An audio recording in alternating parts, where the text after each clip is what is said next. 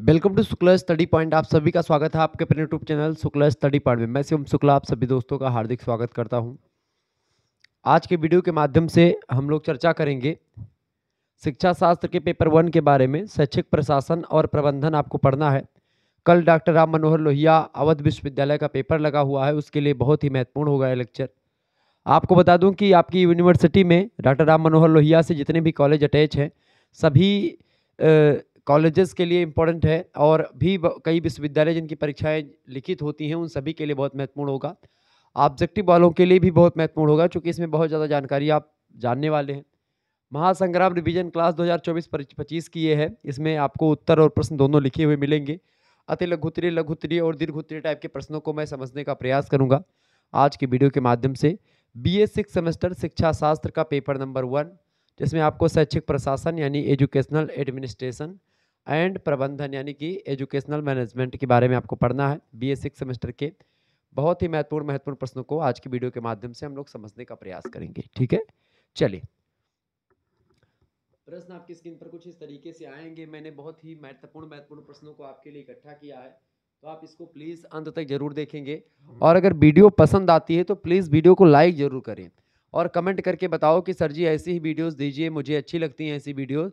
मैं प्रयास करूंगा और भी वीडियोस देने के लिए। ठीक है, मेहनत बहुत लगती है। आपको बता दूं, आप मेरी आवाज़ से आपको पता चल रहा होगा कि मैं कितना थका हूं। ठीक है, आप लोग कमेंट आए, मैंने तो एक प्रकार से मैं तो भूल गया था कि कल आपका पेपर है राम मनोहर लोहिया का। तो मैं सोच रहा था कि किसी अन्य दिन होगा आपका, लेकिन फिर मैंने क्या किया, जैसे आपके कमेंट आए मैंने कमेंट देखा तो 2-3-4 बच्चों के लगातार कमेंट आ रहे थे कि सर जी 6 सेमेस्टर का दीजिए। हालांकि इसका एक मॉडल पेपर और एक महासंग्राम वीडियो ऑलरेडी लिखित वालों के लिए मैं दे चुका हूं, लेकिन फिर भी मैंने कहा कि आपके लिए व्यवस्थित करना चाहिए, कुछ जरूर व्यवस्था करेंगे। चले, प्रश्न आपकी स्क्रीन पर है। पहला प्रश्न है कि शैक्षिक प्रशासन की आवश्यकता पर प्रकाश डालिए। शैक्षिक प्रशासन यानी एजुकेशनल एडमिनिस्ट्रेशन की क्या एक प्रकार से क्या होती है, आवश्यकता क्या है। तो वर्तमान समय की अगर बात की है तो शिक्षा में प्रशासन की बहुत ज़्यादा आवश्यकता है। और वो आवश्यकता क्यों है आपको मैं यहाँ पर दिखाने का प्रयास कर रहा हूँ। पॉइंट टू पॉइंट आप यहाँ पर देखेंगे। पहली आवश्यकता ये है वर्तमान समय में शिक्षा प्रशासन की, चूँकि बालक का सर्वांगीण विकास करने हेतु शिक्षा प्रशासन की ज़रूरत होती है। क्योंकि बालक जो होता है उसके सर्वांगीण विकास का मतलब होता है, चाहे सामाजिक विकास की बात कर ले, भाषाई विकास की बात कर ले, चारित्रिक डेवलपमेंट की बात कर ले, कैरेक्टर डेवलपमेंट जिसको आप बोलते हैं, इमोशनल डेवलपमेंट की बात कर ले, या ऐसे कई प्रकार के जो एक प्रकार से विकास होते हैं उन सभी के लिए बहुत ही उपयोगी है और बहुत ही महत्वपूर्ण है। ठीक है, तो बालक के सर्वांगीण विकास हेतु शैक्षिक प्रशासन की आवश्यकता पड़ती है। दूसरी बात, शिक्षा पर नियंत्रण रखने और पर्यवेक्षण करने हेतु। नियंत्रण का मतलब होता है शिक्षा पर कंट्रोल रखने के लिए और पर्यवेक्षण करने के लिए। शिक्षा पर्यवेक्षण माने होता है शिक्षा का विकास करना। शिक्षा के विकास करने की प्रक्रिया को पर्यवेक्षण कहा जाता है। तो एक प्रकार से शिक्षा के विकास और उस पर नियंत्रण रखने की एक प्रकार से आवश्यकता होती है शैक्षिक प्रशासन की दोनों में। तीसरी बात, शिक्षा की संपूर्ण प्रक्रिया को व्यक्ति और समाज दोनों के हित में संचालित करने के लिए, तो व्यक्ति और समाज दोनों के हित में आगे बढ़ाने के लिए शिक्षा की संपूर्ण प्रक्रिया को आवश्यकता पड़ती है शैक्षिक प्रशासन की उसमें। चौथा पॉइंट यह है कि छात्रों और शिक्षकों यानी कि टीचर और स्टूडेंट दोनों की उपलब्धियों की में वृद्धि हेतु, दोनों की उपलब्धियों में वृद्धि हेतु भी शैक्षिक प्रशासन बहुत ज़्यादा जरूरी है। इसके अलावा अगर बात करें तो पांचवा पॉइंट आप देखेंगे, पांचवा पॉइंट है कि शिक्षा में व्याप्त अपव्यय और अवरोधन को दूर करने के लिए। अपव्यय का मतलब होता है, अपव्यय और अवरोधन का मतलब होता है कि मान लेते हैं कि आप जो है कक्षा पढ़ रहे हैं, कक्षा 2 में हैं, और उसके बाद में क्या होता है कि आप फेल हो जाते हैं या आप किन्हीं कारण के बस में स्कूल छोड़ देते हैं और दोबारा पढ़ाई नहीं करते हैं। ठीक है, तो ये अपव्यय और अवरोधन होता है कि या तो फेल हो जाओ तो एक ही कक्षा में बार बार पढ़ते रहो, ठीक है, या फिर एक प्रकार से आप पढ़ना ही छोड़ दो, तो ये अपव्यय और अवरोधन होता है। तो ये दोनों समस्याओं को दूर करने के लिए शैक्षिक प्रशासन की जरूरत पड़ती है। इसके अलावा कार्य क्षमता में लगातार वृद्धि करने तथा उच्च उद्देश्य प्राप्त करने में प्रशासन का विशेष आवश्यकता होती है। ठीक है, तो इसलिए प्रशासन शिक्षा में जरूरी होता है पढ़ना। इसके अलावा भौतिक यानी फिजिकल और मानवीय यानी ह्यूमैनिटीज दोनों प्रकार की शक्तियों का सदुपयोग करने की दृष्टि से अगर देखें तो प्रशासन की बड़ी उपयोगिता होती है। और इसके अलावा अगला पॉइंट आप लिखेंगे कि स्वाभाविक वातावरण में निर्भय होकर के बिना डर के साथ मानवीय शक्तियों को विकसित करने में भी प्रशासन की बहुत ही महती भूमिका होती है, बहुत ही महत्वपूर्ण भूमिका होती है। तो शिक्षा में प्रशासन की ये सारे महत्व हैं, सारी आवश्यकताएं हैं, जिसके कारण से हम लोग शिक्षा में प्रशासन को पढ़ते हैं, समझते हैं, जानते हैं। तो इतना आप अगर लिख देंगे तो आपको नंबर मिल जाएगा। आगे देखते हैं अगला क्वेश्चन। अगला प्रश्न आपसे कुछ इस प्रकार से पूछा जा सकता है आपकी परीक्षा में। देखिए प्रश्न दूसरा नंबर आपका कि शिक्षा प्रशासन के प्रमुख गुणों का उल्लेख कीजिए। शिक्षा प्रशासन के जो प्रमुख गुण हैं, जो इंपॉर्टेंट क्वालिटीज है शिक्षा प्रशासन की, वो कौन कौन सी हैं? देखिए शिक्षा प्रशासन की सफलता उसके गुणों यानी उनकी क्वालिटीज या प्रॉपर्टीज और आधारभूत जो सिद्धांत होते हैं, जो बेसिक प्रिंसिपल्स होते हैं, बेसिक थ्योरीज होती हैं शिक्षा की, उन पर डिपेंड होता है शैक्षिक प्रशासन। शैक्षिक प्रशासन की सफलता के लिए उसके गुणों और आधारभूत सिद्धांतों पर निर्भर करती है। शिक्षा प्रशासन के गुण इस प्रकार से हैं, यानी कितनी प्रॉपर्टीज हैं वो आपको यहाँ पर लिखी है। पहली प्रॉपर्टीज, पहली गुण, शिक्षा प्रशासन के प्रमुख गुणों में पहला गुण है कि बालक के सर्वांगीण विकास की भावना का होना। बालक के किसी एक पक्ष या किसी जो है दो पक्ष या चार पक्ष की विशेषता, मतलब उसका विकास करना ही नहीं, बल्कि बच्चे के सर्वांगीण विकास के लिए जिम्मेदार है एक प्रकार से शिक्षा प्रशासन। तो शिक्षा प्रशासन का पहला यही गुण है कि बालक के सर्वांगीण विकास की भावना इसके अंदर विद्यमान है। दूसरी बात, समाज का विकास करने की भावना, समाज का मतलब समाज के विकास करने की भावना या समाज को विकसित करने की भावना जो है, ये भी शिक्षा प्रशासन के प्रमुख गुणों में शामिल है। इसके अलावा तीसरा गुण है शैक्षिक प्रशासन का या शिक्षा प्रशासन का रचनात्मक तथा आशावादिता का सिद्धांत। रचनात्मक मतलब होता है क्रिएटिव माइंडसेट, तो ये भी डेवलप करने के लिए शैक्षिक प्रशासन जरूरी होता है। आशावादिता का मतलब क्या होता है, जैसे मान लेते हैं आप एक बार परीक्षा दो और उसमें उत्तीर्ण ना हो पाओ, फिर दोबारा दो, फिर तिबारा दो, तो एक तरीके से ये क्या होगा कि अब इसमें क्या बोलेंगे, आशावादिता में क्या बोलेंगे कि गिरते हैं सहसवार ही मैदान जंग में, वो क्या गिरेंगे जिन्होंने कभी घुड़सवारी ही नहीं की। तो ये एक प्रकार से आप अपने आप को सांत्वना देने के लिए बोलेंगे, ठीक है। तो यानी कि भाई चलो कोई बात नहीं, इतना तो सीट, जैसे आजकल देखें बीजेपी और कांग्रेस, मतलब इस जो भी बीजेपी और जितनी दुनिया भर के पार्टी हैं, सब ने मिलकर के इंडिया अलायंस बनाया था। तो उसमें आप देखेंगे कि भाई अब मैदान संघ में कौन गिरेगा, जो अब बीजेपी वाले क्या बोलेंगे, अच्छा गिरे थोड़ी ना बीजेपी वाले, सरकार तो बना ही लेंगे। लेकिन क्या हुआ कि सीट जितनी अपेक्षा कर रहे थे उससे बहुत कम मिली, क्योंकि लगभग 53-54 सीट जो है पिछली बार से भी कम पाए, यानी हार गए 53-54 सीट जो। तो 400 पार का जो नारा लगा रहे थे बीजेपी वाले, वो थोड़ा सा डाउन पड़ा। चूंकि क्या हुआ कि बीच में, अब इस पर मैं चर्चा करूं तो बड़ा लंबा मैं चर्चा कर सकता हूं, क्योंकि राजनीतिक मुद्दे मुझे बहुत अच्छे तरीके से आते हैं, लेकिन फिर भी मैं इस पर चर्चा नहीं करूंगा, चूंकि आपका पेपर लगा हुआ है और राजनीति खत्म हो चुकी, तो उसमें मुझे ज़्यादा ना इंटरेस्ट है और ना मैं उस पर चर्चा करना चाहूँगा। लेकिन फिर भी तो अब यहीं पर क्या हो कि भाई चलो सांत्वना देंगे, चलो अब की बार नहीं अगली बार देखेंगे। तो ये होता है क्या, इसी को बोलते हैं आशावादिता का होना, ठीक है। चौथा गुण ये है कि अनुकूलन और व्यावसायिक प्रगति की भावना। अनुकूलन मतलब क्या होता है, शैक्षिक प्रशासन एक प्रकार से किसी चीज को मतलब एक्सेप्ट या अनुकूलन करने में उपयोगी होती है। व्यावसायिक प्रगति यानी कि कॉमर्शियल प्रोग्रेस की भावना के साथ आगे बढ़ता है शैक्षिक प्रशासन, ये भी इसका गुण है। इसके अलावा शिक्षा प्रशासन का वातावरण ऐसा हो जहां सभी को अपनी प्रतिभा और शक्तियों को प्रदर्शित करने का समान अवसर प्राप्त हो सके, तो ये भी एक इसका गुण है। इसके अलावा अगले गुण की अगर बात करें इसके, तो अगला गुण है इसका, भाई देखें छठा गुण आपकी स्क्रीन पर आ चुका है। छठवां गुण है कि शिक्षा प्रशासन में नियंत्रण होने के साथ साथ स्वतंत्रता भी होनी चाहिए, ये भी एक गुण है। स्वतंत्रता से क्या होता है, कार्य क्षमता में वृद्धि होती है। जब आप कोई काम स्वतंत्र होकर के करते हैं तो उसके काम में आप वृद्धि होती है। अभी हमारे ऊपर ये दबाव होता, आप लोग कहते कि सर जी आप कोट पैंट टाई पहन के पढ़ाओ, तो थोड़ा सा मैं कंफर्टेबल उतना नहीं हो पाता, ठीक है। अब आप जो है मैं पैंट शर्ट पहन के पढ़ाऊँ या टी शर्ट पहन के पढ़ाऊँ, कैसे भी पढ़ाऊँ, ये मेरे ऊपर कोई बाउंडेशन नहीं है, ठीक है। या अभी ये मेरे ऊपर बाउंडेशन होता कि आपको 5 घंटे या 10 घंटे लगातार पढ़ाने हैं, ठीक है, तो उसमें मैं शायद उतने अच्छे तरीके से ना पढ़ा पाता। मैं जब स्वतंत्र हूँ, मेरे ऊपर किसी का दबाव नहीं है, तो मैं अपने हिसाब से काम करता हूँ और आपके कमेंट के हिसाब से काम करता हूँ। तो फिर उसमें क्या होता है, मैं स्वच्छंद हो जाता हूँ और इससे क्या होता है, हमारी कार्य क्षमता में वृद्धि होती है। हम यह भी काम कर लेते हैं और वह भी काम कर लेते हैं। तो ये भी एक प्रकार से शैक्षिक प्रशासन की एक प्रकार से गुण है। इसके अलावा अनुकूलन और व्यावसायिक प्रगति की भावना, ये तो मैंने आपको बता ही दी थी। तो ये शैक्षिक प्रशासन की कुछ इंपॉर्टेंट क्वालिटीज़ थी, प्रॉपर्टीज़ थी जो मैंने आपको बताई। तो ये दोनों प्रश्न आपके लिए बहुत महत्वपूर्ण थे। आगे देखते हैं और भी प्रश्न। अब देखिए कुछ प्रश्न आपके अति लघु उत्तरीय में पूछे जाते हैं जो कि आपकी परीक्षा के लिए बहुत ही महत्वपूर्ण है। देखिए प्रश्न है आपका, तीसरा प्रश्न है कि हेनरी फियोल के 14 मार्गदर्शक सिद्धांत क्या हैं शैक्षिक प्रबंधन को लेकर के उन्होंने जो बताए हैं। देखिए सबसे पहले 14 मार्गदर्शक सिद्धांत जो हेनरी फियोल ने जो दिए हैं, पहला है कार्य विभाजन, यानी कि जब भी काम को करें तो काम को बांट करके पढ़ें। जैसे मान लेते हैं आप कोई भी काम करने जा रहे हैं तो पहला दूसरा तीसरा छोटे छोटे इकाइयों में अगर आप काम को बांट लेंगे तो अच्छे तरीके से कर पाएंगे। दूसरी बात, अधिकार और दायित्व भी एक दूसरे को सौंपना चाहिए। इसके अलावा अनुशासन, सभी अपने संगठन में अनुशासन होने चाहिए। इसके अलावा आदेश की एकता होनी चाहिए संगठन में या योजना में, प्लानिंग में। निर्देश की एकता होनी चाहिए, यानी कोई भी अगर चीज़ कही जा रही है, निर्देशन दिया जा रहा है तो उसका पालन करें। व्यक्तिगत हितों की अपेक्षा सामान्य हितों को प्राथमिकता दी जानी चाहिए एक संगठन में। इसके अलावा पारिश्रमिक जो है संगठन होना चाहिए। केंद्रीकरण होना चाहिए, यानी एक मुखिया हो और मुखिया के कहे द्वारा सभी लोग आगे बढ़ें। इसके अलावा सोपान श्रृंखला बटी होनी चाहिए कि भाई कौन किस पद पर रहेगा और पूरा का पूरा एक प्रोसेस हो, एक स्तरीकरण हो, तभी संगठन अच्छे तरीके से काम करेगा।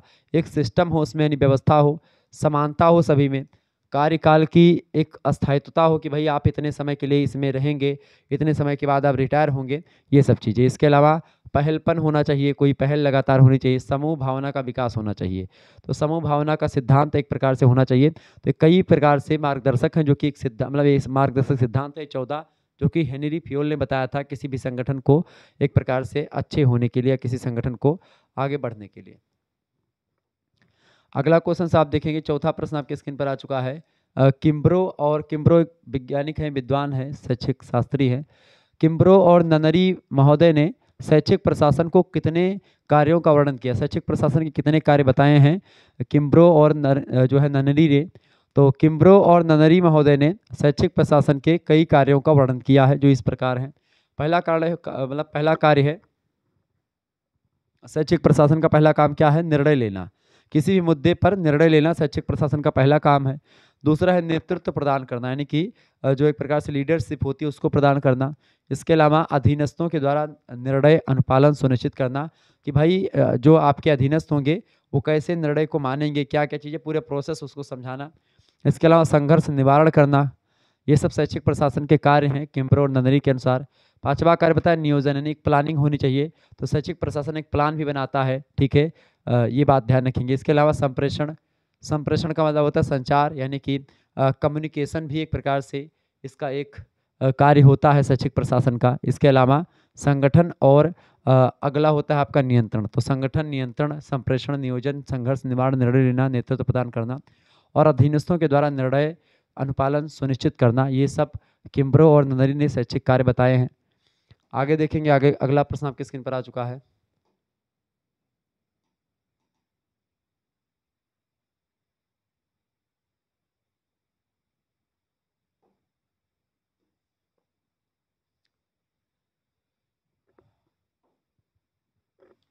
अगला प्रश्न आपका 5वां नंबर प्रश्न है, लूथर गुलिक ने प्रशासन के कितने कार्यों के अंग बताए हैं। लूथर गुलिक की अगर बात की जाए तो लूथर गुलिक ने प्रशासन के कितने कार्य अंग बताए हैं, तो लूथर गुलिक ने 7 अंग या 7 कार्य बताए हैं प्रशासन के, जिन्हें पोस्ट कार्य के नाम से जाना जाता है। पोस्ट कार्य की अगर बात की जाए तो इसका मतलब होता है POSTCORB, ये पोस्ट कार्य होता है। इस P का मतलब क्या होता है, प्लानिंग करना, ठीक है, प्लानिंग करना, ठीक है। O का मतलब क्या होता है, ऑर्गेनाइजिंग करना, ऑर्गेनाइजिंग करना, ठीक है। यस का मतलब होता है स्टाफिंग, ठीक है, स्टाफिंग करना। डी का मतलब होता है डायरेक्टिंग करना, यानी निर्देश देना। सी और ओ, CO एक में मिला करके बोलेंगे, CO का मतलब होता है कोऑर्डिनेटिंग करना, यानी कि समन्वय करना। आर का मतलब होता है रिपोर्टिंग करना, प्रतिवेदन तैयार करना, ठीक है, रिपोर्टिंग करना। बी का मतलब होता है बजटिंग करना। तो ये 7 अंग हो गए, कौन कौन से, प्लानिंग, यानी प्लानिंग का मतलब क्या होता है, नियोजन करना, यानी आयोजन करना। ओ का मतलब होता है ऑर्गेनाइजिंग, यानी कि व्यवस्था करना, ठीक है, या संगठन बनाना, ऑर्गेनाइज करना। यस का मतलब होता है स्टाफिंग, यानी नियुक्तिकरण, ठीक है। डी का मतलब होता है निर्देशन, यानी कि दिशा निर्देश करना, डायरेक्शन या डायरेक्टर।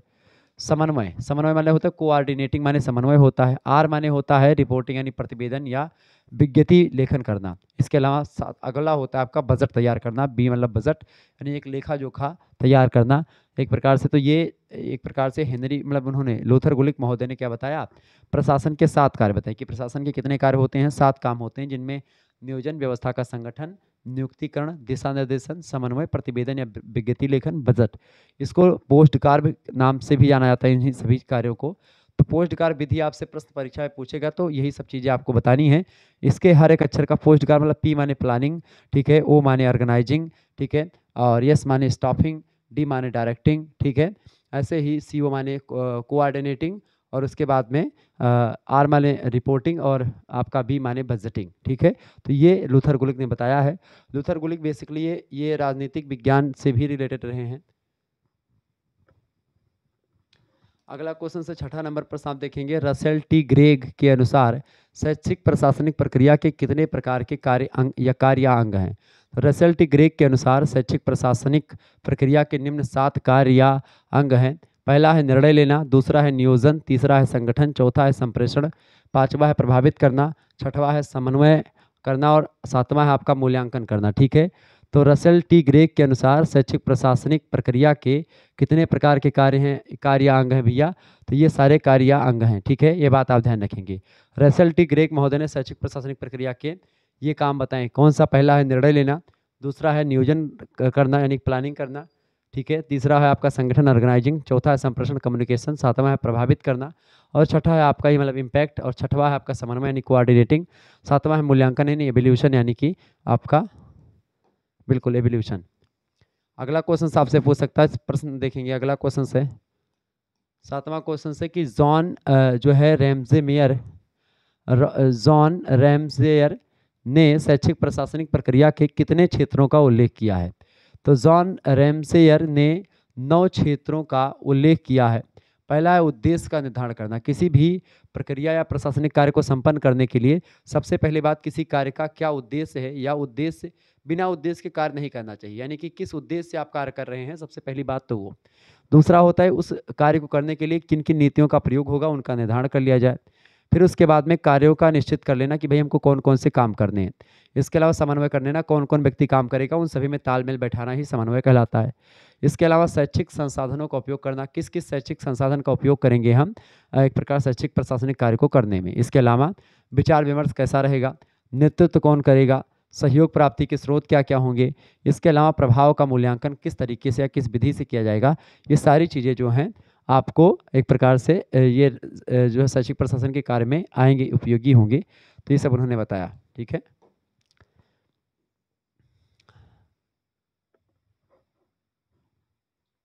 आगे देखेंगे, अगला क्वेश्चन आपके स्क्रीन पर आ चुका है, 8वां क्वेश्चन है, प्रशासनिक प्रशासनिक प्रक्रिया का पिता किसे कहा जाता है, यानी प्रशासनिक प्रक्रिया यानी कि जो एडमिनिस्ट्रेशन प्रोसेस होता है उसके जनक कौन है, उसके फादर कौन है। तो हेनरी फियोल को प्रशासनिक प्रक्रिया का पिता कहा जाता है। 9वां क्वेश्चन आप देखेंगे, हेनरी फियोल ने प्रशासनिक प्रक्रिया के कितने कार्यों या अंगों का उल्लेख किया है। तो हेनरी फियोल ने प्रशासनिक प्रक्रिया के जो है कितने अंगों या कार्यों का उल्लेख किया है। तो कई कार्यों और प्रशासन मतलब उसका लगभग 5 प्रक्रियाओं का या कार्यों का उल्लेख किया है, 5 अंगों का या कार्यों का उल्लेख किया प्रशासनिक प्रक्रिया के। कितने, किसने, हेनरी फियोल ने, जो कि प्रशासनिक प्रक्रिया के पिता या जनक कहे जाते हैं। पहला उन्होंने बताया काम अंग, क्या बताया, पहला नियोजन करना, दूसरा संगठन, तीसरा निर्देशन, चौथा समन्वय करना, और पांचवा नियंत्रण करना। तो ये सब प्रश्न आपसे अति लघुत्तरीय में पूछे जा सकते हैं। बाकी दीर्घ उत्तरीय और अति लघुत्तरीय प्रश्न मतलब लघुत्तरीय को भी मैंने रखा, कई प्रश्न है। 10वां क्वेश्चन आप देखेंगे, पोस्ट कार्ब का अर्थ क्या है। पोस्ट कार्ब का अर्थ होता है, देखिए शास्त्रीय विचारधारा में पोस्ट कार्ब जो होता है इसका सिद्धांत का प्रतिपादन लूथर गुलिक महोदय ने किया था। ये बात ध्यान रखें, संगठन के सिद्धांत को पोस्ट कार्ब यानी कि पोस्ट कार्ब का शब्द में समावेश किया गया है। जो योजना बनाने, संगठन बनाने, क्रमिक भर्ती करने, निर्देशन देने, समन्वय करने और प्रतिवेदन से संबंधित है, और बजट से, ठीक है। अगला आप बजट लिख लेंगे। तो पी माने, मैंने जो पोस्ट कार्ब की विधि पूरी बताई थी, पी माने होता है प्लानिंग, ओ माने ऑर्गेनाइजिंग, एस माने स्टाफिंग, डी माने डायरेक्टिंग, सी ओ माने क्या होता है कोऑर्डिनेटिंग, आर माने रिपोर्टिंग, और बी माने बजटिंग। ये लूथर गुलिक के द्वारा बताया गया है, ठीक है, ध्यान रखेंगे इस बात को। आगे देखते हैं अगला प्रश्न।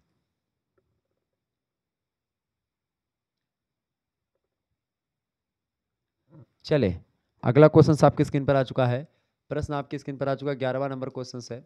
विद्यालय प्रबंध की आवश्यकता और महत्व को स्पष्ट कीजिए। बहुत ही बढ़िया प्रश्न आपके स्क्रीन पर आ चुका है। विद्यालय प्रबंध की आवश्यकता और महत्व क्या है, इसके बारे में बताएं। तो विद्यालय प्रबंध की आवश्यकता और महत्व, पहली आवश्यकता और महत्व यानी इम्पोर्टेंस एंड जो है नीड्स क्या है विद्यालय प्रबंध की, यानी कि स्कूल एडमिनिस्ट्रेशन की, स्कूलों में जो प्रबंधन होता है वो खास करके प्रधानाचार्य जो होते हैं, वो ऑफिस होती है, उसको ऑफिस को, स्कूल की जो ऑफिस होती है उसको प्रशासनिक भवन कहते हैं। तो वहीं से नियम कायदे निकलते हैं। अब प्रशासनिक मतलब कि प्रशासन का मतलब क्या होता है, नियम कायदों को बनाना, उसको एग्जीक्यूट करना, उसको चलाना। तो प्रिंसिपल क्या करता है, कौन से टीचर को कौन सा घंटा कहाँ पर पढ़ाना है, यही काम करता है। ठीक है, तो वही सब यहाँ पर चीज़ें समझनी होंगी। पहली बात, शिक्षा की नीतियों को बनाने में ये पहला महत्व होता है। योजनाओं और कार्यक्रमों को निर्धारित करने और क्रियान्वित करने के लिए एक प्रकार से महत्व और आवश्यकता होती है विद्यालय प्रबंध की।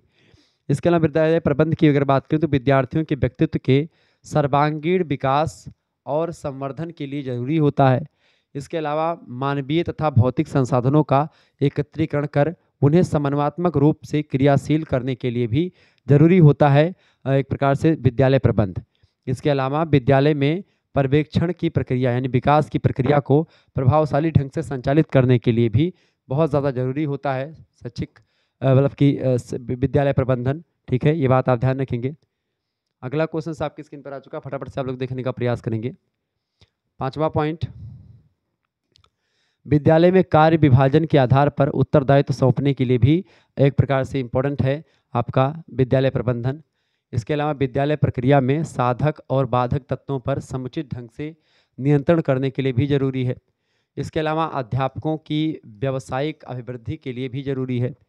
इसके अलावा विद्यालय की संस्थानिक योजना के निर्माण और संचालन के लिए बहुत ज़्यादा जरूरी होता है विद्यालय प्रबंधन।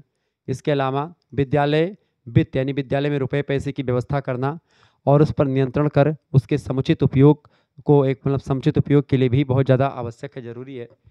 इसके अलावा 10वां पॉइंट है, विद्यालय में पाठ्यक्रम सहगामी क्रियाओं सहगामी क्रियाओं के संचालन के लिए पढ़ने के अलावा और भी जो क्रियाएं विद्यालय में संपन्न होती हैं उसको करवाने की जिम्मेदारी भी स्कूल प्रबंधन की ही होती है।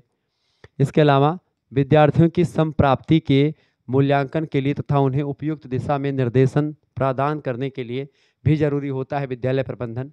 इसके अलावा विद्यालय के पाठ्यक्रम को निर्धारित करने के लिए यानी सिलेबस को बनाने के लिए, उसे सिलेबस को एग्जीक्यूट यानी चलाने के लिए, शिक्षण की कोई नवीन प्रक्रिया या पद्धति का प्रसार या प्रचार करने के लिए, विकास का मार्ग प्रशस्त करने के लिए जरूरी होता है विद्यालय प्रबंधन।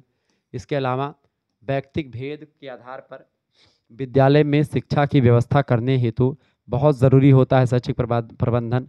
इसके अलावा विद्यालय में मंदित, पिछड़े, विकलांग और कुशाग्र बुद्धि वाले जो बालक होते हैं, विद्यार्थी होते हैं, उन विद्यार्थियों की व्यवस्था करने के लिए भी जरूरी होता है शैक्षिक प्रबंधन का। ठीक है, या शैक्षिक प्रबंधन या स्कूल प्रबंधन का। ठीक है, खास करके स्कूल मैनेजमेंट या स्कूल प्रबंधन का स्कूल ठीक है उसका। इसके अलावा शिक्षा की संपूर्ण प्रक्रिया को व्यक्ति और समाज के दोनों के हितों में संचालित करने के लिए भी जरूरी होता है। तो इस तरीके से आप लोगों ने इस प्रश्न को जाना। तो ये प्रश्न परीक्षा में 100% आने वाला है, आप इस प्रश्न के बारे में ध्यान से देख लीजिएगा। विद्यालय प्रबंध की आवश्यकता और महत्व स्पष्ट कीजिए। तो इतना अगर आप लिख देंगे, इनमें से अगर 4-5 पॉइंट भी आपने लिख दिया अच्छे तरीके से तो आपको नंबर मिल जाना है। तो दीर्घ उत्तरीय तिलक उत्तरीय के लिए बहुत महत्वपूर्ण है। आगे देखेंगे, अगला क्वेश्चन आपकी स्क्रीन पर आ चुका है। चलें,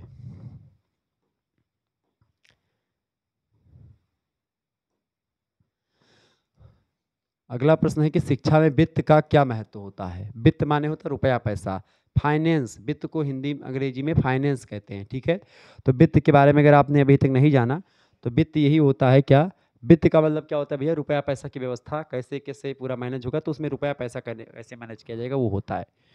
शिक्षा में वित्त का महत्व निम्नलिखित है। पहला महत्व यह है वित्त का, क्योंकि विद्यालय व्यय में धन की बचत करने संबंधी उपायों को बताना ही एक प्रकार से वित्त का काम होता है कि भाई कम से कम पैसे खर्च करके अधिक से अधिक जो है संसाधनों का दोहन कर लिया जाए, अधिक से अधिक चीज़ों का प्रयोग कर लिया जाए। ठीक है, ये वित्त करता है। इसके अलावा शिक्षा और वित्त संबंधी आवश्यकताओं का विस्तृत अध्ययन कर सकना, ये शिक्षा में वित्त का मतलब होता है। इसके अलावा प्रशासनिक दृष्टि से संचालन की आवश्यक शर्तों और सेवाओं को सुगम बनाना भी महत्व होता है शिक्षा में वित्त का। इसके अलावा चौथा, इस बात का मूल्यांकन कर सकना कि विद्यालय के कार्यक्रम में समाज की आवश्यकताओं की पूर्ति हो रही है अथवा नहीं हो रही है, ये भी एक प्रकार से महत्व होता है शिक्षा में वित्त का। इसके अलावा विद्यालय की वित्तीय स्थिति के आधार पर आय और व्यय को संतुलित बना सकना, यानी कितनी आय हो रही है विद्यालय की और कितना खर्चा हो रहा है, इसका संतुलन बना करके रखना ही एक प्रकार से शिक्षा में वित्त का महत्व होता है। आगे पॉइंट पर थोड़ा सा नज़र डालेंगे। छठा पॉइंट आप देखेंगे। छठा पॉइंट ये है कि शिक्षा में वित्त के आधार पर वर्तमान प्रशासन के संचालन की स्थिति निर्धारित करना, शिक्षार्थियों और शिक्षकों की संस्था निर्धारित करना तथा वांछित धन की व्यवस्था करना, यानी जो धन एक प्रकार से चाहिए उस धन की व्यवस्था करना भी शिक्षा में वित्त का महत्व होता है। इसके अलावा सातवां प्रयोग ये है, महत्व ये है कि शिक्षा वित्त के आधार पर ही क्या होता है, बजट बना करके जो एक वर्ष का लेखा जोखा होता है उसका परीक्षण कर सकने में सुविधा भी मिलती है शिक्षा में वित्त के द्वारा ही। इसके अलावा भविष्य की वित्तीय आवश्यकताओं का ज्ञान होने से उसकी पूर्ति का प्रयास करना, ये भी एक प्रकार से शिक्षा में वित्त का महत्व होता है। इसके अलावा शिक्षकों और कर्मचारियों की योग्यता, अनुभव और क्षमता के आधार पर नियुक्ति करना, ये भी वित्त के अकॉर्डिंग ही हो पाता है। आगे बढ़ते हैं और भी पॉइंट पर नज़र डालते हैं। देखिए 10वां जो पॉइंट है आपका ये है कि विद्यालय में फर्नीचर वगैरह की व्यवस्था करना हो, कुर्सी मेज़ वगैरह लगवाना हुआ, पंखा वंखा लगवाना हुआ, कूलर वगैरह रखवाना हुआ, ठीक है, किताबें वगैरह लाइब्रेरी में मंगवानी हुई, तो ये सब वित्त के कारण उपकरणों और अन्य आवश्यक सामग्री की व्यवस्था करना, ये एक प्रकार से वित्त ही देखता है। और 11वां पॉइंट ये है कि ऐसे कार्यक्रमों, कोई कार्यक्रम संचालन होता, तमाम प्रकार के कार्यक्रम होते हैं, कोई योजनाएं बनाई जाती हैं, कोई गतिविधि होती, तो उन सभी को धन की दृष्टि से रोक देना, ठीक है, जिनसे विद्यालय अथवा शिक्षा जगत को कम लाभ होने की आशंका बनी है, ऐसी चीज़ों को ना करना, यानी जिससे लाभ ज़्यादा हो वो ऐसे कार्यक्रमों की किया जाए, जिससे लाभ कम हो ऐसे कार्यक्रमों को ख़त्म कर दिया जाए, नेगलेक्ट कर दिया जाए। यही एक प्रकार से इसका महत्व होता है शिक्षा में वित्त का। आगे देखते हैं और भी प्रश्नों को जानने का प्रयास करते हैं।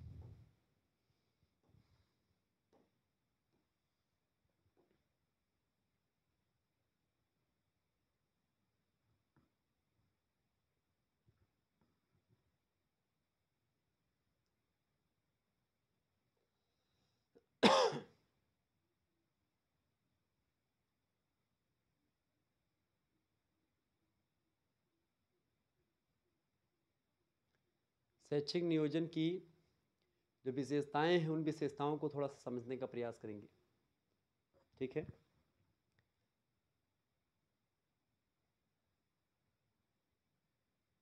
ये देखिए, ये प्रश्न आपका यहाँ पर लिख लेंगे। प्रश्न जानते हैं क्या है? प्रश्न मैं आपको बता दूं, प्रश्न यहाँ पर है कि शैक्षिक नियोजन की क्या विशेषताएं हो सकती हैं। शैक्षिक नियोजन यानी शिक्षा में प्लानिंग की या प्लान बनाना करके आगे बढ़ने की क्या एक प्रकार से फायदा हो सकता है। शैक्षिक नियोजन की विशेषताएं क्या होती हैं, इसके बारे में फटाफट से आप लोग बताने का प्रयास करेंगे। शैक्षिक नियोजन की क्या विशेषताएं होती हैं, ठीक है। प्रश्न आपका क्या है? प्रश्न यही है क्या भैया कि शैक्षिक नियोजन का क्या महत्व है, क्या आवश्यकता है, ठीक है। ये एक प्रकार से प्रश्न आपसे पूछा गया है। अब आइए इसको जानने का प्रयास करते थोड़ा सा। देखिए, पहला इसका महत्व ये है शैक्षिक नियोजन का कि शिक्षा के सभी स्तरों पर संतुलित विकास करना, जिससे कि सभी स्तरों पर शिक्षा अवसरों की समानता के आधार पर प्रदान की जा सके, यानी सभी को समान शिक्षा दी जा सके, सभी स्तरों पर शिक्षा के अवसर समान हो, उसकी संभावना समान हो, संतुलित विकास हो सके सभी स्तरों पर शिक्षा का। तो ये एक प्रकार से पहला महत्व होता है शैक्षिक नियोजन का। दूसरा, सही व्यक्ति को सही शिक्षा प्रदान करने के लिए शिक्षा के संख्यात्मक विकास के साथ साथ गुणात्मक विकास करना, यानी शिक्षा का जो क्वांटिटिव विकास या क्वांटिटिव डेवलपमेंट तो हो ही रहा है, इसके साथ ही साथ शिक्षा की क्वालिटी का भी एक प्रकार से ध्यान रख करके क्वालिटी को भी डेवलप करना, ये एक प्रकार से इसका महत्व रहा है शैक्षिक नियोजन का। तीसरा महत्व ये है कि विद्यमान सामाजिक, आर्थिक और राजनीतिक साधनों एवं सामग्री को शिक्षा के लिए प्रयोग करना, जिससे कि उनका दुरुपयोग ना हो सके, ठीक है। तो विद्यमान जो सामाजिक, आर्थिक और राजनीतिक साधन हैं, जो सामग्रियां हैं, उनका शिक्षा के लिए प्रयोग करना, शैक्षिक नियोजन ये सिखाता है कि इन सभी सामाजिक, आर्थिक और राजनीतिक साधनों का आप अच्छे तरीके से प्रयोग करें ताकि उन संसाधनों का दुरुपयोग ना हो पाए। शैक्षिक नियोजन यह भी बताता है कि शिक्षा प्रक्रिया को मनोवैज्ञानिक रूप प्रदान करने के लिए शिक्षा प्रणाली में सुधार करना ये भी एक प्रकार से एक महत्व होता है। इसके अलावा शिक्षा का विकास करने के लिए कर्मचारियों अथवा मानवीय संस्थाओं का उचित प्रयोग करना जिससे कि वे शैक्षिक विकास की ओर उन्मुख हो सकें। ठीक है, ये सब क्या है, ये सब आपके शिक्षक मतलब शैक्षिक नियोजन का एक प्रकार से लाभ है, शैक्षिक नियोजन का महत्व है। अगला प्रश्न, छठा नंबर प्रश्न आपकी स्क्रीन पर आ चुका है। भारतीय विकास की कल्पना को साकार करने के लिए समाज की परंपराओं, समाज के जो आइडियल्स हैं, आदर्श हैं, उनको मूल्य, जो समाज के सामाजिक वैल्यूज़, जो सोशल वैल्यूज़ हैं, जो समाज की आकांक्षाएं हैं, समाज जो चाह रहा होता है वो सब, उन्हीं सब आकांक्षाओं का संरक्षण, समाज की परंपराओं का संरक्षण, समाज के मूल्यों और आदर्शों का संरक्षण, यही सब एक प्रकार से शैक्षिक नियोजन के तहत आप देखते हैं। तो भारतीय विकास की कल्पना को साकार करने के लिए समाज की परंपराओं, आदर्शों, मूल्यों और आकांक्षाओं का संरक्षण करना, ये इसका महत्व है।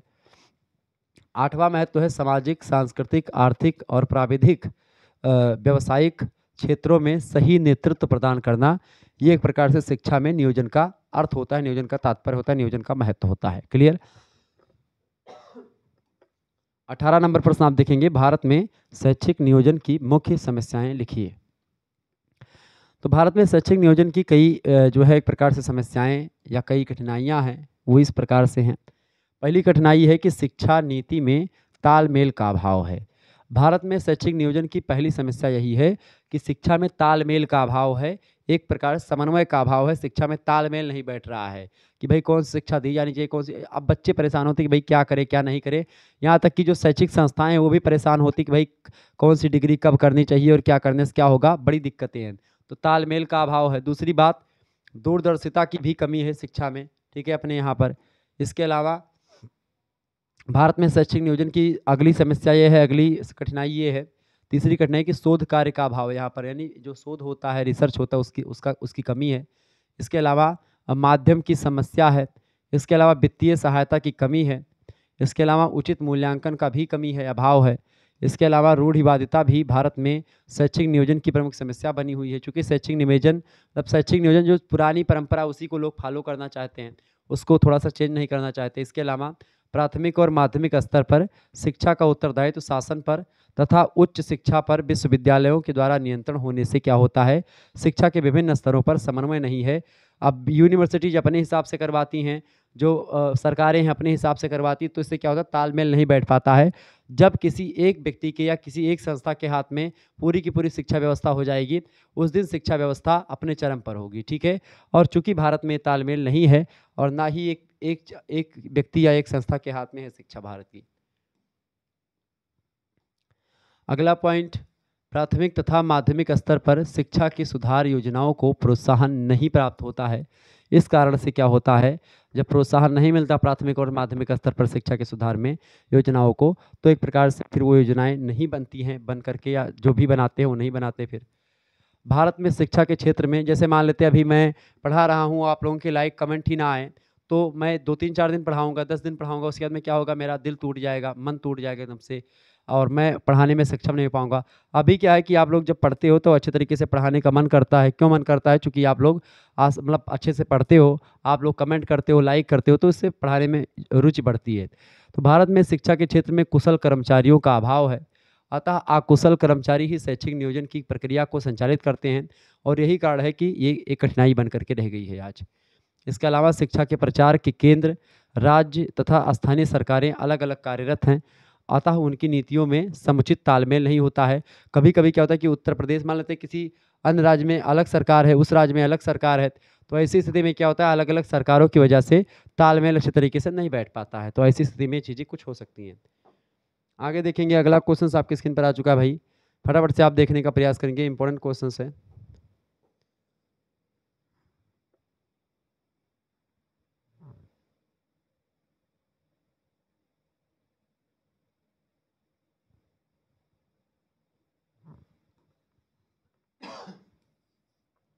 अगला क्वेश्चन आपकी स्क्रीन पर आ चुका है, शैक्षिक प्रशासन और अन्य प्रशासन में क्या अंतर है, स्पष्ट करें। तो शैक्षिक प्रशासन और अन्य प्रशासन में कई अंतर हैं। देखिए, प्रत्येक समूह को कार्य में पूर्व निर्धारित लक्ष्यों को प्राप्त करने की दिशा में समूहों के प्रयासों को संगठित और निर्देशित करने के लिए किसी न किसी प्रकार के प्रशासन की जरूर पड़ती है। यह बात उद्योग, व्यापार, शासन, सुरक्षा, शिक्षा इन सभी पर लागू होती है। हर एक क्षेत्र में प्रशासन जो होता है वो एक प्रकार से होता है। तो इस दृष्टि से क्या होता है, प्रशासन जब जरूरी होता है तो चाहे व्यापार हो, चाहे उद्योग हो, चाहे शासन हो, चाहे सुरक्षा हो, चाहे शिक्षा ही क्यों ना हो, हर एक क्षेत्र में प्रशासन का होना बहुत ज़रूरी होता है। और जब हर एक क्षेत्र में प्रशासन होता है तो ऐसी स्थिति में एक प्रकार से अन्य प्रशासन और शिक्षा प्रशासन में जाहिर सी बात है अंतर होगा। तो सभी प्रकार के प्रशासन की सामान्य विशेषता यह होती है कि उसका विषय क्षेत्र जो होता है लक्ष्यों को प्राप्त करने के लिए वस्तुओं के उत्पादन, जनता के हित में कार्य, अर्थ नियंत्रण और कार्यकर्ताओं की नियुक्ति, प्रशिक्षण तथा उनको उपयुक्त स्थान प्रदान करने, ये तमाम प्रकार की सभी संसाधनों के समन्वय तक फैला हुआ है। कुल मिलाकर के इसके कई आधार हैं, विषय क्षेत्र अलग अलग होते हैं। तो उन्हीं विषय क्षेत्र में जब अलगाव होता है तो अन्य प्रशासन और शिक्षा प्रशासन में क्यों ना अंतर होगा, बिल्कुल अंतर होगा। जब उनके लक्ष्यों में अंतर है, उनकी विशेषताओं में अंतर है, तो उसमें भी अंतर होगा। तो वही चीज़ यहाँ पर है। पहला पॉइंट, शैक्षिक प्रशासन का संबंध शिक्षा के क्षेत्र से है, जबकि अन्य प्रशासन का जो संबंध है वो अनेक क्षेत्रों से है, जैसे कि सामाजिक, राजनीतिक, धार्मिक, औद्योगिक और वाणिज्य, ये सब सामाजिक प्रशासन भी होता है, सामाजिक राजनीतिक प्रशासन भी होता है, पॉलिटिकल जो एक प्रकार से एडमिनिस्ट्रेशन होता है, ठीक है, धार्मिक होता है, औद्योगिक होता है, वाणिज्यिक होता है। हर एक क्षेत्र में प्रशासन की जरूरत पड़ती है। हर एक क्षेत्र में संगठन, निर्देशन, समन्वय, तालमेल, बजट सभी की जरूरत पड़ती है। ठीक है, ये बात आप ध्यान रखेंगे। दूसरा अंतर ये है शैक्षिक प्रशासन और अन्य प्रशासन में, शैक्षिक प्रशासन का संबंध शिक्षक से होता है, छात्र से होता है, प्रधानाचार्य से होता है, विद्यालयी व्यवस्था से होता है, स्कूलिंग सिस्टम से होता है। जबकि अन्य प्रशासन के संबंध की अगर बात की जाए तो अन्य प्रशासन का संबंध जो होता है मनुष्य के जिन क्षेत्रों से होता है उसकी रुचि उससे होती है। यानी कि जैसे आप देखिए पॉलिटिकल साइंस में अलग होगा, हर एक क्षेत्र से अलग आप देखते होंगे, हर एक क्षेत्र में अलग अलग होता है शैक्षिक प्रशासन, मतलब प्रशासन। शैक्षिक प्रशासन का क्षेत्र जो होता है सीमित होता है, यानी शिक्षा के या शिक्षा से जुड़े पहलुओं का भी अध्ययन किया जाता है, शिक्षा से संबंधित होता है शैक्षिक प्रशासन। जबकि अन्य प्रशासन जो होता है इसका क्षेत्र जो होता है व्यापक होता है, ये सभी चीज़ों का अध्ययन करता है और शैक्षिक प्रशासन जो है अन्य प्रशासन का एक इकाई मात्र रह जाता है। इसके अलावा शैक्षिक प्रशासन का उद्देश्य शिक्षा में सुधार लाना है, तो अन्य प्रशासन का उद्देश्य जो है वो भौतिक समृद्धि लाना है। ठीक है, ये बात आप ध्यान रखें, शिक्षा में सुधार लाना उद्देश्य होता है शैक्षिक प्रशासन का, जबकि अन्य प्रशासन का उद्देश्य क्या होता है, भौतिक समृद्धि को लाना। ठीक है, ये बात आप ध्यान रखेंगे। आगे बढ़ते हैं और भी प्रश्नों को जानने का प्रयास करते हैं।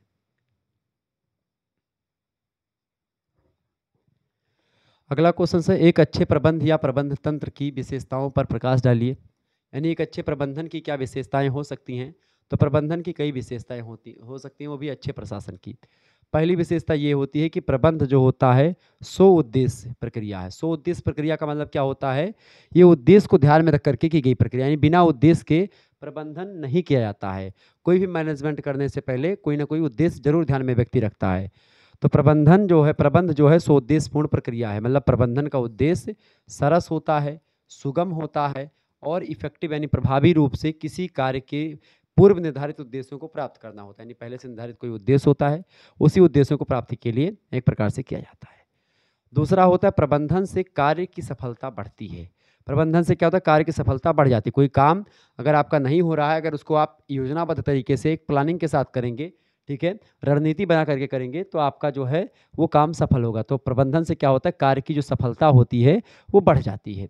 प्रबंधन की सहायता से क्या होता है, यह जानना सरल हो जाता है कि कहाँ से कार्य प्रारंभ किया जाए और कौन से संसाधन जुटाए जाएं जिससे कार्य को हम अच्छे तरीके से संपन्न कर पाएं, तथा उनका सर्वोत्तम उपयोग संसाधनों का कैसे कर पाएंगे जो कि प्रबंधन को अच्छे तरीके से एक प्रकार से कार्य को अच्छे तरीके से संपन्न कराने में हमारी मदद करेंगे। ठीक है, तो पहली पूरी जानकारी बना लेना या बता लेना, ये एक प्लान होता है। तो प्लान जो होता है बस उसको एग्जीक्यूट करना ही रह जाता है, बाकी सारी चीज़ें हो जाती हैं।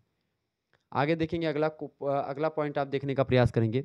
अगला पॉइंट आपका है, यह समन्वित प्रक्रिया है। जो योजना मतलब ये होती है प्लानिंग आपकी, क्या बोलते हैं, प्रबंधन होता है, प्रबंधन की अगली विशेषता क्या होती है? प्रबंधन की अगली विशेषता है भैया ये समन्वित प्रक्रिया प्रबंधन। प्रबंधन का मूल मूल मंत्र होता है सभी मानवीय और भौतिक साधनों का इस प्रकार समन्वय करना कि उससे अधिकार मतलब अधिकतर परिणाम प्राप्त हो सकें। तो ये यानी समन्वित प्रक्रिया है, तालमेल वाली प्रक्रिया है। इसके अलावा प्रबंधन क्रिया आधारित होती है। प्रबंधन जो होती है क्रिया पर आधारित होती है। प्रबंधन में प्रबंधकर्ताओं को विभिन्न क्षेत्रों से संबंधित विविध कार्य करने होते हैं, तो इसलिए ये क्रिया पर आधारित होती है। इसके अलावा पांचवा पॉइंट ये है कि प्रबंधन विशेषता ये है, प्रबंधन जो है बहुआयामी होता है। प्रबंधन के अनेक क्षेत्र होते हैं, अनेक कार्य होते हैं और अनेक आयाम भी प्रबंधन के होते हैं। ठीक है, तो ये प्रबंधन के कई काम हैं जो मैंने आपको बताए। आगे बढ़ते और भी चीज़ों को जानने का प्रयास करते हैं।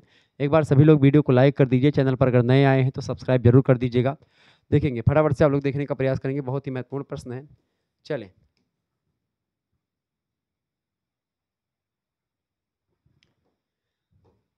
प्रश्न आपका है प्रश्न है कि बजट शिक्षा योजना की कुंजी है, स्पष्ट करें। देखिए, शैक्षिक प्रशासन को सही ढंग से संचालित करने के लिए बजट की भूमिका उतनी ही महत्वपूर्ण होती है जितनी शरीर के लिए रीढ़ की हड्डी। तो रीढ़ की हड्डी शरीर की अगर तोड़ दी जाए तो शरीर उतने अच्छे तरीके से काम नहीं कर पाएगा, मतलब बहुत दिक्कत हो जाएगी। तो ऐसे ही बजट का काम होता है किसी भी संगठन या किसी भी प्रशासन को आगे बढ़ाने के लिए। शैक्षिक योजना में बजट जो होता है उसकी भूमिका एक औपचारिक विषय के रूप में, औपचारिक मतलब होता है एक व्यवस्थित प्रक्रिया के रूप में है, जिसके माध्यम से यह ज्ञात हो जाता है कि एक निश्चित अवधि में, यानी किसी एक निश्चित अवधि में, 1 साल में, 2 साल में, 2.5 साल में, 1 महीने में, 1 दिन में किसी संस्था की स्थिति क्या होगी और क्या व्यय होगा, कितने खर्चा लगेगा, कितना क्या होगा, सारी चीज़ों का निर्माण करना बजट के अंतर्गत आता है। बजट निर्माण की प्रक्रिया बहुत ही महत्वपूर्ण होती है। जैसे मान लेते हैं आपको कितना खर्चा लगेगा, कितना व्यय होगा, कितना कमाई हो रही, सारी चीज़ें इकट्ठा एक लेखा जोखा तैयार करना ही बजटिंग होता है। शैक्षिक प्रशासन को कुशलतापूर्वक संचालित करने के लिए बजट का संतुलित होना आवश्यक होता है। इसे तैयार करने में यदि किन्हीं कारणों से धन का अभाव उत्पन्न होता है तो कुशल प्रशासक को बजट के अनुसार आय व्यय की व्यवस्था करने में कोई कठिनाई नहीं होती है। सुचारू रूप से उसका संचालन वह करता रहता है। ठीक है, इसके अलावा पर्यवेक्षण की परिभाषा बताइए। पर्यवेक्षण के अर्थ को समझने के लिए विद्वानों ने अनेक परिभाषाएं दी हैं। पहले विद्वान है आपके चेस्टर टी मैकनानी। चेस्टर टी मैकनानी कहते हैं पर्यवेक्षण की परिभाषा को देते हुए कि पर्यवेक्षण शिक्षण प्रक्रिया का निर्देशन करने तथा आलोचनात्मक मूल्यांकन करने की एक विधि है। संपूर्ण पर्यवेक्षण का अंतिम उद्देश्य छात्रों के सभी स्तरों पर उत्तम शैक्षिक सेवाएं उपलब्ध कराना होना चाहिए। ठीक है, ये किसने बताया? टी मैकनानी ने बताया। ये बात आप ध्यान रखेंगे। आगे बढ़ते हैं और भी चीज़ों को जानने का प्रयास करते हैं। ठीक है, चलिए, तो किसने बताया? चेस्टर टी मैकनानी ने बताया। इसके बाद में अगले विद्वान आपके हैं, अगले विद्वान है किम्बल महोदय। कहते हैं कि पर्यवेक्षण जो होता है उत्तम शिक्षण अधिगम परिस्थितियों के विकास में सहायता करता है। कुल मिलाकर के पर्यवेक्षण का सीधा सा मतलब होता है शिक्षा की विकास को किया जाए, मतलब शिक्षा प्रक्रिया का विकास किया जाए, शिक्षा को आगे बढ़ाया जाए, पर्यवेक्षण में वही चीज़ें शामिल होती है। एक बार फिर से मैं आपको बताना चाहूँगा, को करिकुलर मास्टर चैनल पर आपके अपनी परीक्षाओं से संबंधित, यानी कि को करिकुलर परीक्षाओं से रिलेटेड, जैसे आप 6 सेमेस्टर में हैं तो आपको क्या पढ़ना पड़ेगा? 6 सेमेस्टर में आपको जो है communication skill and personality development 6 semester के को करिकुलर कोर्स के रूप में आपके पाठ्यक्रम में शामिल है। आपको इसको पढ़ना पड़ेगा। तो ये एक प्रकार से को करिकुलर मास्टर चैनल को आप सब्सक्राइब करेंगे तो वहाँ पर आपको communication skill and personality development की बहुत ज़्यादा वीडियो मिल जाएंगी, तो आप देख लीजिएगा। विलियम ए यीगर के अनुसार पर्यवेक्षण को वर्तमान समय में एक ऐसी प्रक्रिया के रूप में माना जाता है जिसका उद्देश्य संपूर्ण शिक्षण अधिगम परिस्थिति का व्यापक सुधार करना है। बिल्स किम्बल के अनुसार अगर देखें तो पर्यवेक्षण एक उत्तम शिक्षण अधिगम परिस्थिति के विकास में सहायता देना है। तो कुल मिलाकर के ये अलग अलग विद्वानों ने पर्यवेक्षण की अलग अलग परिभाषा दी है। थोड़ा सा इसको ध्यान रखेंगे, परीक्षा के लिए इंपॉर्टेंट है आपके। आगे देखेंगे चौहान एबर्ट के अनुसार पर्यवेक्षण सदैव ही शिक्षण के विकास, बालक की अभिवृद्धि और शिक्षण अधिगम प्रक्रिया के सुधार से संबंधित होता है। तो कुल मिलाकर के पर्यवेक्षण क्या होता है? हमेशा शिक्षण के विकास, बालक की अभिवृद्धि, शिक्षण अधिगम प्रक्रिया में सुधार से संबंधित होता है। तो बिल्कुल मैंने आपको बताया था कि भाई ये विकास से संबंधित है शिक्षा के। ठीक है, आगे देखेंगे अगला क्वेश्चन आपके स्क्रीन पर आ चुका है, फटाफट से आप लोग देखने का प्रयास करेंगे। बढ़िया प्रश्न आपकी स्क्रीन पर आ चुका है। चलिए, प्रश्न है शैक्षिक प्रबंधन का क्या आशय है? शिक्षा के क्षेत्र में प्रबंधन अपेक्षाकृत एक नवीन संप्रत्यय है। वस्तुतः 19वीं तथा 20वीं शताब्दी में हुए औद्योगिक विकास और विज्ञान तकनीकी के क्षेत्र में हुई प्रगति ने क्या किया, संपूर्ण समाज को सकारात्मक ढंग से प्रभावित किया है एवं शिक्षा का क्षेत्र भी इससे अछूता नहीं रहा है। उद्योग और व्यवसाय के क्षेत्रों में आगे प्रबंधन व प्रशासन के विविध सिद्धांतों, सोपानों तथा प्रक्रियाओं का प्रभाव शिक्षा व्यवस्था पर भी पड़ा एवं शिक्षा के क्षेत्र में भी प्रबंधन शब्द को ग्रहण कर लिया गया। प्रबंधन के संप्रत्यय, सिद्धांत, सोपान और प्रक्रिया का शिक्षा के क्षेत्र में अनुप्रयोग करके शिक्षा के लक्ष्यों को प्राप्त करना ही शैक्षिक प्रबंधन होता है। क्या करना? प्रबंधन के संप्रत्यय, प्रबंधन के सिद्धांत, प्रबंधन के सोपान और प्रक्रिया का शिक्षा के क्षेत्र में प्रयोग करके शिक्षा के लक्ष्यों को प्राप्त कर लेना ही शैक्षिक प्रशासन कहलाता है। निश्चय ही प्रबंधन में मानवीय संसाधन शामिल होते हैं, जैसे कि एक शिक्षक शामिल होता है, एक छात्र शामिल होता है, कर्मचारी शामिल होते हैं, प्राचार्य शामिल होते हैं। इसके अलावा भूमि, भवन, उपकरण, फर्नीचर ये सब भी शामिल होता है। इन सभी का युक्तिपूर्ण ढंग से प्रबंधन करना ही समाहित मतलब इसमें समाहित रहता है। ठीक है। इसके साथ साथ पाठ्यक्रम, पाठ्यचर्चा, पाठ्यचर्या, पाठ्यपुस्तक, शिक्षण विधि, परीक्षा आदि का समन्वय मतलब कि समय का ढंग से आयोजन करना ही भी इसमें निहित होता है प्रबंधन में। स्पष्ट है कि शैक्षिक प्रबंधन से अभिप्राय शैक्षिक नीतियों व कार्यक्रमों का संचालन करने के लिए उपलब्ध मानवीय और भौतिक संसाधनों का युक्तिपूर्ण ढंग से उपयोग करना होता है, जिससे क्या हो कि शैक्षिक उद्देश्यों की प्रगति हो सके। इससे स्पष्ट होता है कि शैक्षिक प्रबंधन जो होता है, शैक्षिक प्रबंधन एक गत्यात्मक प्रकृति का होता है और यह शिक्षा के सभी पक्षों से घनिष्ठ रूप से जुड़ा हुआ रहता है। ठीक है। सामान्य प्रबंधन में अगर देखें तो सामान्य प्रबंधन में दृष्टि जहां प्रायः अधिक उत्पादन और धनार्जन पर केंद्रित रहती है, वहीं पर जो शैक्षिक प्रबंधन होता है छात्रों में व्यवहार व शैक्षिक निष्पत्ति सुधार लाने तथा उन्हें समाज का उपयोगी नागरिक बनाने के लिए इसका उद्देश्य रहता है कि भाई शिक्षा के द्वारा समाज का उन्नति किया जा सके, समाज में एक प्रकार से उनको उपयोगी नागरिक समाज की दृष्टि से बनाया जा सके और उनके शैक्षिक निष्पत्ति को सुधारा जा सके। तो ऐसे कई उद्देश्य होते हैं इसके, ये शैक्षिक प्रबंधन होता है। अगला क्वेश्चन आपके स्क्रीन पर आ चुका है। प्रश्न आपका है, एक सफल और आदर्श प्रबंधन की पहचान बताइए। तो एक सफल और आदर्श प्रबंधन की कई पहचान है, जैसे कि पहला पहचान है स्वतंत्रता के सिद्धांत पर आधारित होता है। क्या? स्वतंत्रता के सिद्धांत पर आधारित होता है आपका एक सफल आदर्श प्रबंधन। ठीक है, ये बात आप ध्यान रखेंगे। इसके अलावा अगर बात करें, इसके अलावा दूसरा पॉइंट ये है कि सामूहिक उत्तरदायित्व की भावना पर आधारित होता है। तीसरा, सामाजिक न्याय के सिद्धांत को स्वीकार करना होता है इसका। तो एक सफल प्रबंधन मतलब कि एक सफल और आदर्श प्रबंधन की पहचान क्या होती है? सामूहिक उत्तरदायित्व की भावना पर आधारित हो तो वो अच्छा माना जाएगा, सामाजिक न्याय और सिद्धांत को स्वीकार करता हो, इसके अलावा समानता के सिद्धांत पर बल देता हो। अगर समानता के सिद्धांत पर बल देगा तो वो एक सफल और आदर्श प्रबंधन कहलाएगा। इसके अलावा कार्य को उपयुक्त ढंग से विभाजित करता हो तो ये भी एक प्रकार से आदर्श प्रबंधन माना जाता है। इसके अलावा ये प्रश्न कई बार परीक्षा में आता है और पूछा भी जाता है। इसके अलावा पारस्परिक सहयोग की भावना पर बल देता हो। ठीक है, तो सामूहिक मतलब पारस्परिक सहयोग की भावना पर अगर बल देता है तो एक सफल और आदर्श प्रबंधन उसको कहा जा सकता है। इसके अलावा आगे देखेंगे, अगला पॉइंट आपकी स्क्रीन पर आ चुका है। अगला पॉइंट पारस्परिक सहयोग की भावना पर बल देता हो। सातवां है कि एक मतलब एकाधिकारवादी भावना से दूर रहता हो।